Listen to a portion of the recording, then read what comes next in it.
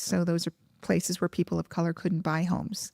And when you look at income segregation and income wealth gaps, you can often trace it back directly through cartography and mapping to redlining. When was that? In the 20s, 30s, 40s. There was a period of time in the United States that you couldn't get a loan if you weren't in an approved community. So there were redlined, that's a term, the redline communities where you couldn't get a loan because of race, gender, ethnicity. That's crazy. And you're saying 20s, 30s. That's not that long ago. No, it's not that long ago.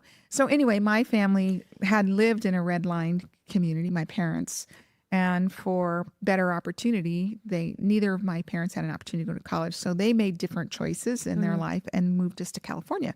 So I moved to California when I was a girl, and I was 8 at the time. And then my parents moved us to Alaska when I was 12. And that's how I got to University of Alaska in terms of where I went to college. I'm a first generation Latina student. So how do I end up in higher ed administration? When I got my MBA, I was working in higher ed in admin. And I was working on the procurement side, procurements and contracts. And then I moved into the auxiliary world. And when I finished my MBA, I had an opportunity to move into a leadership role as a CFO.